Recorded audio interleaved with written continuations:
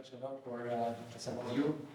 I must say it's not only a pleasure, but it's also an honor and a privilege for me to be here and to address you on the occasion of this not only timely but also poignant events. I would like to thank the UNOHCHR and the World Jewish Congress for the very kind invitation. I would like to start by looking back. I want to look back because, as the French philosopher Voltaire once said, history is the study of all crimes. And I also want to look back because at the end of the day, history is also nothing more than an early warning system.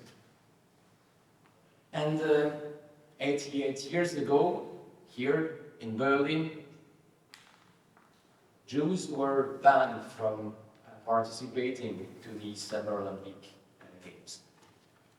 It was a cruel manifestation of the rampant anti-Semitism that there was at the time.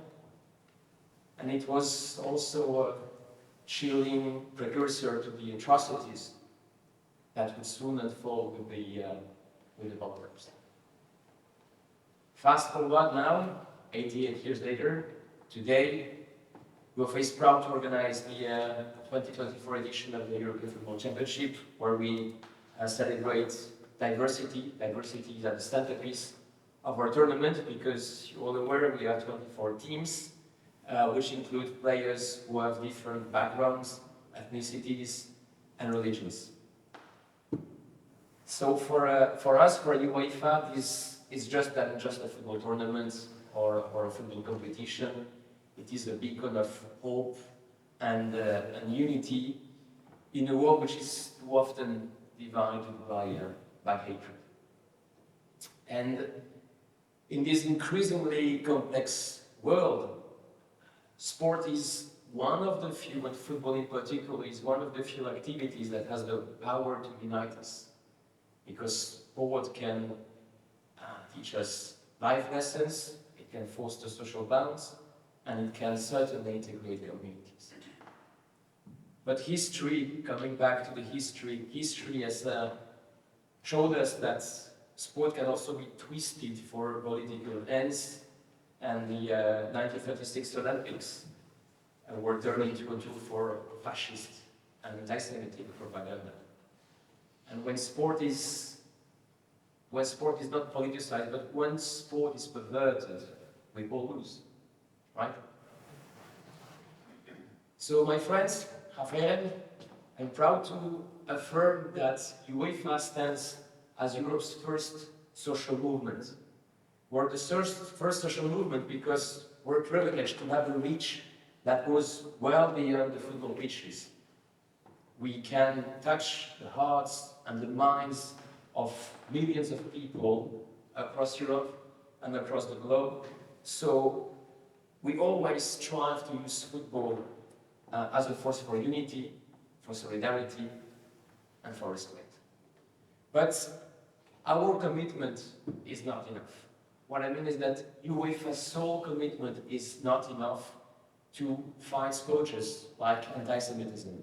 We need to rely on the support of national governments and relevant public authorities because they have the means and the expertise to prevent, to investigate, and to address anti-Semitic behaviors.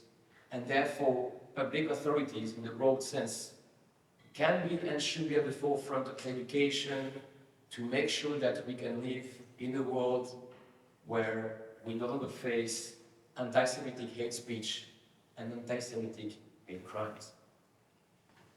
And in this regard, I would like to pay tribute to the Vice President of the European Commission, Margaret Skinas, because he spearheaded the adoption of the first ever EU strategy on combating anti-Semitism. This is a document which, as you probably know, was adopted in October 2021. It is a step in the right direction, but much work remains to be done, and NGOs and civil society also have a crucial role to play here. Now, I think it's fair to say that anti-Semitism is not rampant in football, certainly not in European football. But football mirrors society, and today we witness a trembling surge of anti-Semitism across too many countries in Europe, and this resurgence demands our vigilance, our super vigilance. And believe me here, UEFA will always be vigilant to anti-Semitism, and more broadly, we will always use football to champion progress, unity and hope, because we want football to be used as a bridge and not as a barrier between people. So let's look forward. Let's look forward and contemplate this Euro, which is also here to remind us of the power of football to strengthen our ties. And you saw here in Berlin, just like you saw across the country, and we will see, for some of us attending the game tonight, that thousands of fans are celebrating together. We should probably take encouragement from that to continue our work, to continue combating anti-Semitism, to further raise awareness, and generally to contribute to ensure that everywhere in Europe and in the world, the Jewish community, my community, feels safe and secure and no longer faces anti-Semitic harassment. So with all this in mind, I would like to thank once again the UN OHCHR. I'd like to pay special tribute to the World Jewish Congress. I'm really proud to be next to your logo. And as I said at the beginning, this initiative is timely, certainly, but the mere existence of your organization cannot be overstated, because what's at stake here is the future of our community. So thank you, Leon, and thank you all for all the work you've done. Thank you very much.